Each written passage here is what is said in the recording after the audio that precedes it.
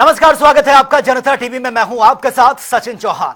दिल्ली में मुख्यमंत्री पुष्कर सिंह धामी ने पेट्रोलियम और प्राकृतिक गैस मंत्री हरदीप पुरी से मुलाकात की है। इस दौरान सीएम धामी ने मंत्री हरदीप पुरी को आगामी राष्ट्रीय खेलों के लिए आमंत्रित भी किया। इस दौरान उनसे मंत्रालय के अंतर्गत आने वाले ओएनजीसी और साथ ही आईओसी से राष्ट्रीय खेलों के लिए सीएसआर स्पॉन्सरशिप दिए जाने का भी अनुरोध किया गया है।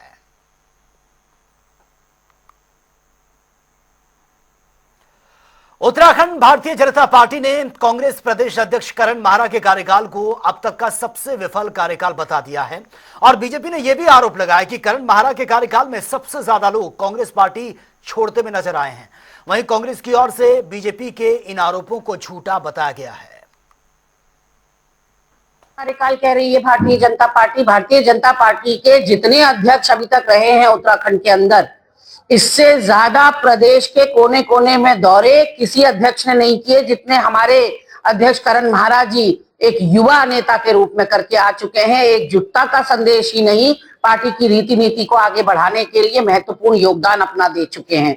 और तो और स्वयं को हिंदू धर्म का झंडा बरदार कहती है भारतीय जनता पार्टी। सारे मिथकों को तोड़ते हुए, विपक्षी दल में रहते हुए हम मंगलौर और बद्रीनाथ जिस तरह से उपचुनाव में उनके जबड़े से खींच कर लाए हैं, उसके बाद हक्की बक्की रह गई भारतीय जनता पार्टी। वो बद्रीनाथ जहां 99% हिंदू हैं और हिंदू धर्म का झंडा ये तथाकथित रूप से उठाए फिरते हैं, वहां बद्रीनाथ की जनता ने इनके मुंह पर झन्नाटेदार तमाचा दिया है महेंद्र भट्ट के मुंह पर। और महेंद्र भट्ट तो स्वयं उस जनपद से कई बार विधायक रह चुके हैं। तो क्या जवाब है महेंद्र भट्ट के पास इस बात का कि आप अपने गृह जनपद से नहीं जिता पाए अपनी पार्टी को? बिल्कुल, देखिए, मुझे लगता है कि एक इतिहास रच गया है कांग्रेस में। जिस दिन से प्रदेश अध्यक्ष के रूप में करण माहरा जी ने कुर्सी संभाली थी, उस दिन से लेकर के आज तक इस्तीफों की जैसे एक झड़ी सी लग गई है। मुझे लगता है कि ये ऐतिहासिक हो चुका है कांग्रेस के अंदर जिस दिन से वो अध्यक्ष बने हैं। और कांग्रेस उस पर मंथन करने की बजाय दूसरों के ऊपर आरोप लगाने का काम करती है। तो मुझे लगता है कि अगर अध्यक्ष का फेलियर है ये, और अध्यक्ष को देखना चाहिए इसमें उनकी कमियों के कारण, उनकी क्या क्या ऐसी कमियां रही है जिनके कारण लोग छोड़ करके जा रहे हैं। तो मुझे लगता है कि प्रदेश अध्यक्ष को इस्तीफा देना चाहिए, क्योंकि अगर उनके कार्यकाल में इतने इस्तीफे हो रहे हैं, इतने दिग्गज और इतने सीनियर लोग अगर छोड़कर जा रहे हैं, तो ये प्रदेश अध्यक्ष का फेलियर है, ये उनके शीर्ष नेतृत्व का फेलियर है कि वो अपने कार्यकर्ताओं को संभाल नहीं पा रहे, उनकी भावनाओं के अनुरूप काम नहीं कर पा रहे, उनकी भावनाओं के अनुरूप कोई फैसले नहीं ले पा रहे। तो अध्यक्ष को तो गिनीज बुक में नाम लिखा जाना चाहिए। जिनके कार्यकाल में इतने अध्यक्ष कांग्रेस के बने हैं, मुझे नहीं लगता आज तक कि किसी भी अध्यक्ष के कार्यकाल में इतने इस्तीफे बम्पर तरीके से हुए होंगे जितने करण माहरा जी की अध्यक्षता में ये इस्तीफे हुए हैं और लोगों ने पार्टी छोड़ी और दूसरे दलों को ज्वाइन करा। तो मुझे लगता है कि ये उनका फेलियर है, उनको इस्तीफा देना चाहिए अपने पदों से। चलिए आगे बढ़ते हैं। खबर हल्द्वानी से है, जहां पर बीजेपी के मेयर पद के प्रत्याशी गजराज सिंह बिष्ट ने प्रेस कॉन्फ्रेंस की है। उन्होंने कहा कि इस दौरान कांग्रेस पर जमकर कटाक्ष करते हुए नजर आए। उन्होंने निशाना साधते हुए कहा कि राजनीति में कोई भी किसी का भी समर्थन ये ले सकता है और जिस समाजवादी पार्टी के शासन में गोलियां चली थी, उस पार्टी का समर्थन लेना कांग्रेस के लिए बेहद ही पतन का कारण बनेगा। भारतीय जनता पार्टी के मेयर यहाँ पर रहे हैं और उनके नेतृत्व में बहुत ईमानदारी के साथ इस हल्द्वानी शहर में कई सारे काम किए गए हैं। मैं समझता हूँ कि प्रत्येक क्षेत्र कोई ऐसा क्षेत्र नहीं है जिसमें काम ना किए गए हो। पानी का हो, बिजली का हो, सड़क का हो, सीवर का हो, गैस का हो, यानी सभी क्षेत्रों में काम किया गया है। मैं समझता हूँ कि आगामी समय में भी हम सब लोग मिलकर आपके माध्यम से, आपके सुझावों से, आपके प्रस्तावों से इस हल्द्वानी को और सुंदर बनाने के लिए आगे को भी काम करेंगे। नहीं, मैंने समाजवादी पार्टी में नहीं, कांग्रेस का आरोप लगाया है। मेरा ये कहना है कि किसी का भी समर्थन लेने से हमें गुरेज नहीं है। जनता के आशीर्वाद से 2 टर्म हल्द्वानी में महापौर बनने का आशीर्वाद मुझे प्राप्त हुआ। मैं इसके लिए केंद्रीय नेतृत्व और प्रदेश की भारतीय जनता पार्टी के नेतृत्व और जन जन के कार्यकर्ता, हमारे छोटे देवदूत तुल्य कार्यकर्ताओं का बहुत आभार व्यक्त करता हूँ कि उन्होंने मुझे इस लायक समझा। और जहाँ तक विकास कार्यों की काम की बात है, हल्द्वानी का सर्वांगीण विकास, हल्द्वानी का नियोजित विकास करने की कोशिश की गई है। शहर को स्वच्छ रखने की कोशिश की गई है, शहर को सुंदर बनाने की कोशिश की है। और प्रदेश में प्रवासियों ने देश दुनिया में अपने कार्यों के बल पर ही एक अलग पहचान बनाई है, जिस पर कैबिनेट मंत्री प्रेमचंद अग्रवाल का स्टेटमेंट सामने आया।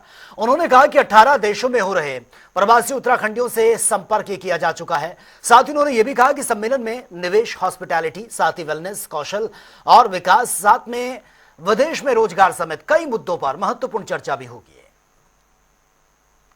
देखिए, आप जानते हैं हमारे उत्तराखंड के बहुत से लोग विभिन्न क्षेत्रों में अपनी सेवाएं दे रहे हैं, और ये भी आप जानते हैं कि हमारे उत्तराखंड के लोग जिस ईमानदारी के साथ, जिस कर्मठता के साथ काम कर रहे हैं, और उन्होंने अपने परिवार के साथ साथ, मेरे को तो ये भी कहना चाहिए कि इन्होंने हमारे प्रदेश का नाम रोशन किया है।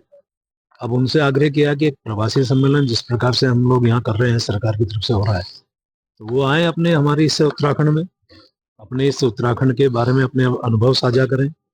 क्या हम और उत्तराखंड के लिए उन लोगों के माध्यम से यहाँ कुछ अच्छा कर सकते हैं। तो ये सब, ये प्रवासी सम्मेलन का उद्देश्य रहेगा, और हमेशा हम लोग उन प्रतिभाओं का सम्मान करते हैं जो विभिन्न क्षेत्रों में अपनी सेवाएं दे रहे हैं। तो ऐसे प्रवासी भाई बहनों का, अनेकों लोगों का रजिस्ट्रेशन उन्होंने किया है, और भी ये संभावना है कि बढ़ेगा। तो मैं आने वाले प्रवासी उन भाइयों का बहुत स्वागत कर रहा हूँ, और निश्चित रूप से अच्छी पहल है सरकार की। ऐसे जो नवाचार हैं हमारे माननीय पुष्कर सिंह धामी जो मुख्यमंत्री हैं, वो करते रहते हैं, और उसका परिणाम सकारात्मक भी दिखेगा। और वहीं प्रदेश में मुख्यमंत्री के निर्देश के बाद सभी मदरसों की गहनता से जांच भी हो रही है। जो मदरसे रजिस्टर्ड नहीं है उनके खिलाफ कड़ी से कड़ी कार्रवाई की जा रही है, जिस पर उत्तराखंड बीजेपी के प्रदेश प्रवक्ता कमलेश रमन ने बयान दिया है। उन्होंने कहा कि सभी वर्ग के बच्चों को अच्छी शिक्षा मिलने का अधिकार है, केवल अवैध मदरसों के खिलाफ ही यह कड़ी कार्रवाई की जा रही है। देखिए, दिल्ली से लेकर और उत्तराखंड तक शिक्षा पर जोर दिया जा रहा है, और माननीय पुष्कर सिंह धामी जी का सपना है कि प्रत्येक वर्ग के बच्चों को समान रूप से शिक्षा मिले। और इसी को लेकर के जो मदरसों के ऊपर जो जांच चल रही है, जो अवैध तरीके से चल रहे थे, मुझे लगता है कि बहुत ही ऐतिहासिक निर्णय है। और क्योंकि सभी को शिक्षा का पूरा अधिकार है, और सभी भाषाओं का ज्ञान होना हमारे सभी जितने यहाँ के हमारे बच्चे हैं उनको होना चाहिए। और उत्तराखंड की तो धर्मस्थली शिक्षा के नाम से जानी जाती है, यहाँ से देश विदेश से लोग शिक्षा प्राप्त करने के लिए आते हैं। तो मुझे लगता है कि पुष्कर सिंह धामी जी ने जो जांच के आदेश दिए, ऐसे अवैध निर्माण जो मदरसों के हो रखे हैं उनकी जांच होनी ही चाहिए, और सही तरीके से शिक्षा मिलनी चाहिए, और उनका पुनरुत्थान भी होना चाहिए, और दोबारा एक बार फिर एक अच्छे मॉडर्न तरीके से उन मदरसों को बनाया जाए, ताकि हमारे उन बच्चों को भी, जो चाहे किसी भी विशेष वर्ग के हों, उन बच्चों को भी शिक्षा का पूरा अधिकार मिलना चाहिए। और वे कांग्रेस ने निकाय चुनाव को लेकर अपने स्टार प्रचारकों की लिस्ट जारी कर दी है। ऐसे में बीजेपी भी बहुत जल्द अपने स्टार प्रचारकों की लिस्ट जारी करने वाली है। वहीं आगामी निकाय चुनाव को लेकर बीजेपी प्रवक्ता सुनीता विद्यार्थी ने अपनी जीत का दावा भी किया है। देखिए, हमारा प्रत्येक प्रत्याशी जो है वो स्टार प्रचारक के रूप में जनता के बीच में है, और कांग्रेस पार्टी का जो स्टार प्रचारक का नगर निगम के लिए जो निकाली गई लिस्ट है उसमें देखिए एक भी कार्यकर्ता नहीं है, और जो भी लोग हैं वो वही बचे खुचे लोगों को जिम्मेदारी दी गई है, ताकि वो लोग भी कांग्रेस छोड़ के इधर उधर ना हो जाए, इसलिए उनको इस तरीके से गुमराह किया जा रहा है। होना जाना कुछ नहीं है, भारतीय जनता पार्टी एक तरफा जीत रही है, और 100 वार्डों में हमारा, और पूरे प्रदेश के अंदर भी, अगर मैं देहरादून की बात भी करूं और पूरे प्रदेश की भी करूं, तो एक तरफा जीत भाजपा की हो रही है, और प्रत्येक प्रत्याशी हमारा स्टार प्रचारक के रूप में है। बाकी हमारी कल तक जो है लिस्ट भी आ जाएगी, और प्रत्येक व्यक्ति जो है जो भाजपा से जुड़ा हुआ है वो स्टार प्रचारक के रूप में ही काम कर रहा है। और भी नगर निकाय चुनाव में सीटों के बंटवारे के बाद कांग्रेस खेमे में तनातनी का माहौल देखने को मिल रहा है, और वहीं कांग्रेस के कई वरिष्ठ नेताओं ने कांग्रेस को अलविदा तक कह दिया। और इसी कड़ी में कांग्रेस के महामंत्री राजेंद्र शाह ने कांग्रेस छोड़ने वालों को भगोड़ा तक कह दिया है, और साथ ही उन्होंने यह भी कहा कि जब चुनाव का माहौल हो तब कांग्रेस या फिर अपनी पार्टी को छोड़ना यह कायरता दर्शाता है, भगोड़ापन यह साबित करता है। आपको बता दें कि टिकट बंटवारे से नाराज चल रहे कांग्रेस उपाध्यक्ष मथुरा दत्त जोशी ने कांग्रेस पार्टी छोड़कर बीजेपी का दामन थाम लिया है। वहीं अल्मोड़ा से वरिष्ठ कांग्रेस नेता बिट्टू कर्नाटक ने भी कांग्रेस को टाटा कह दिया है, और वो भी बीजेपी में शामिल हो गए हैं। वो देखिए, मेरा इस पर बहुत स्पष्ट कहना है कि अगर देश की एकता और अखंडता का सवाल है, अगर देश की किसी दूसरे देश के साथ लड़ाई शुरू हो गई है और उस समय लोग अगर अपने घर में बैठे हो तो वो देशद्रोही होता है।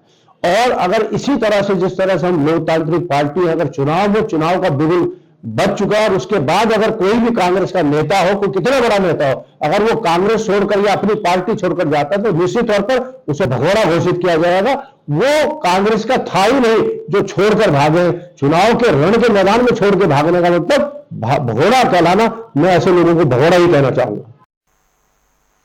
चलिए आगे बढ़ते हैं। वहीं इसको लेकर अब बीजेपी के नेताओं का भी बयान सामने आया है। कांग्रेस में कार्यकर्ताओं का जो सम्मान नहीं किया जाता और एक परिवार की ही ये पार्टी है और ऐसे में कार्यकर्ता पार्टी छोड़ेंगे तो और फिर क्या करेंगे। और इसी को लेकर बीजेपी नेता सुरेश जोशी का बयान सामने आया। उन्होंने कहा कि कांग्रेस सनातन विरोधी पार्टी है और सिर्फ सत्ता में आने का ख्वाब देखती है ताकि राज्य को कैसे लूटा जा सके। बेसिकली ये प्रश्न तो आपने जो पूछा ये कांग्रेस के प्रवक्ता से पूछना चाहिए था, क्योंकि ये उन्हीं का प्रश्न था, मेरा प्रश्न नहीं है। लेकिन एक राजनीतिक दल का कार्यकर्ता होने के नाते जो प्रदेश का मेरा अनुभव है, मैं इतना कह सकता हूं कि ये सब कुछ इसलिए हो रहा है कि उस दल के अंदर आज जो है या तो एक परिवार उस दल को चलाने की कोशिश कर रहा है या कुछ गिने चुने लोग उस दल को कराने की कोशिश कर रहे हैं, और वो दल जो है कि जो उत्तराखंड प्रदेश है उसकी भावनाओं के खिलाफ काम कर रहा है। यानी हम बार बार, जैसे मैं कहता हूं कि भाई सनातन विरोधी कार्य जो भी दल करेगा उसको उत्तराखंड एक्सेप्ट नहीं करेगा, उसका कार्यकर्ता भी एक्सेप्ट नहीं करेगा। तो आज उनके दल के अंदर जो इस तरह की भगदड़ मची हुई है, तो उसका मूल कारण क्या है कि जो दल के बड़े लोग हैं वो संभाल ही नहीं पा रहे। क्योंकि ऐसा है कि उनको जो है अभी भी ये लगता है कि भाई हमारी सरकार आएगी तो हम कैसे प्रदेश को लूटेंगे, कैसे प्रदेश को बर्बाद करेंगे, इस काम पे वो लगे हैं। कहीं दूर दूर तक सरकार आती नजर नहीं आ रही है, लेकिन एक मन के अंदर उनकी भ्रांति है, क्या पता आ जाए। तो ऐसी स्थितियां जब बनी हुई हैं तो निश्चित तौर पर लोग दल छोड़ेंगे। तो मुझे ऐसा लगता है कि दल की स्थिति ये भी हो सकती है कि एक दिन ऐसी भी स्थिति आ सकती है, आज जैसे बंगाल के अंदर है। बंगाल के अंदर जिस कम्युनिस्ट पार्टी ने 32-33 साल का शासन किया, आज उसको कार्यकर्ता ढूंढ के नहीं मिल रहा है। तो वो स्थिति कांग्रेस की उत्तराखंड में आ सकती है, ये कोई बहुत बड़ी बात नहीं है। और वहीं बीजेपी की ओर से पार्टी से रूठे नेताओं को मनाने की कोशिश भी लगातार जारी है। इसी पर जानकारी देते हुए बीजेपी के प्रदेश महामंत्री आदित्य कोठारी का बयान सामने आया। उन्होंने कहा कि सभी समन्वयक रूठे नेताओं को मनाने में इस वक्त लगे हुए हैं। उन्होंने ये भी कहा कि 50 से ज्यादा लोग पार्टी के अधिकृत प्रत्याशी के खिलाफ चुनावी रण में उतरे हुए हैं और यदि वो 8 जनवरी तक नहीं मानेंगे तो उन्हें पार्टी से बाहर का रास्ता भी दिखा दिया जाएगा। हमने सभी निकायों के लिए वरिष्ठ लोगों को, जिसमें माननीय सांसदगण हैं, पूर्व मुख्यमंत्री हैं, ऐसे दायित्वधारी हैं सरकार में, ऐसे लोगों को जिम्मेदारी सौंपी है और वो लोग उनसे बातचीत करेंगे और 8 तारीख तक जो मान जाएंगे ठीक है, जो नहीं मानेंगे उनके खिलाफ फिर अनुशासनात्मक कार्रवाई हम लोग 8 तारीख के बाद करेंगे। और हमारा मानना ये है कि उसमें से बहुत सारे लोग ऐसे हैं जो कई दशकों से पार्टी के साथ काम कर रहे हैं, लंबे समय से उन्होंने अच्छा काम भी किया है, लेकिन राजनीतिक महत्वाकांक्षा के कारण वो पार्टी के निर्णय के विरुद्ध जा रहे हैं। तो उनको एक बार सोचने का अवसर जरूर मिलना चाहिए और इसी बात को ध्यान में रखते हुए उनको 3 दिन का वक्त हमने और दिया है।